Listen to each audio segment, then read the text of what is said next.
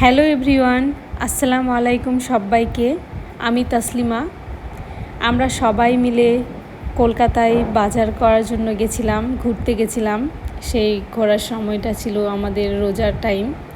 সেই জন্য সবাই মিলে আমরা ইফতার পার্টি করতে গেছিলাম একদিন বারকাশে।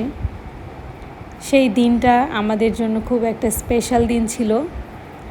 রোজার ইফতারটা একটু অন্যরকমভাবে কাটানোর জন্য আমরা সবাই মিলে বেরিয়ে পড়েছিলাম বারকাশে।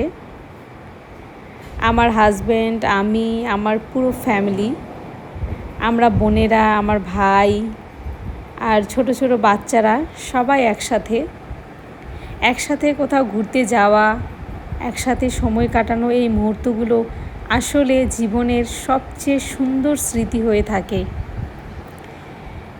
বারকাশে পৌঁছে আমরা প্রথমে সবাই উপরে উঠলাম, তারপর একটা সুন্দর জায়গায় গিয়ে বসলাম সবাই। চারপাশে সুন্দর পরিবেশ, আলো আর আমাদের হাসি আড্ডায় জায়গাটা যেন আরও জীবন্ত হয়ে উঠল। বাইরের পরিবেশটাও খুব পরিষ্কার পরিচ্ছন্ন, খুব সুন্দর একটা পরিবেশ।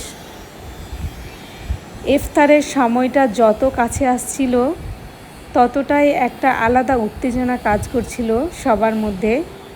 আমরা প্রথমে অর্ডার করেছিলাম ফ্রুটস, জুস, ইফতারের জন্য হালকা রিফ্রেশিং কিছু। আজানের পর সবাই একসাথে ইফতার করলাম।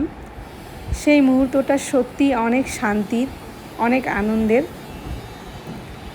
তারপর আমরা অর্ডার করলাম বড় দুটো মান্ডি থালা, বড় প্লেটে সাজানো সেই খাবার, আর চারপাশে সবাই মিলে বসে খাওয়ার আনন্দটা একটু অন্যরকমই।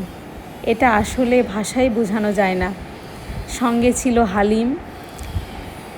সবাই মিলে একসাথে খাওয়া, হাসাহাসি, মজা করা। কেউ কারো প্লেট থেকে খাচ্ছে, কেউ আবার মজা করে গল্প করছে। এই ছোট ছোট মুহূর্তগুলোই আমাদের আরও কাছাকাছি নিয়ে আসে। বাচ্চাদের হাসি, বড়দের আড্ডা, সব মিলিয়ে একদম পারফেক্ট একটা ফ্যামিলি টাইম ছিল। খাওয়া দাওয়া শেষ করে আমরা কিছুক্ষণ গল্প করলাম, হাসলাম, আর সেই সুন্দর সময়গুলোকে মনে রাখার জন্য কিছু ছবি, কিছু ভিডিও ক্যামেরায় বন্দি করে রাখলাম।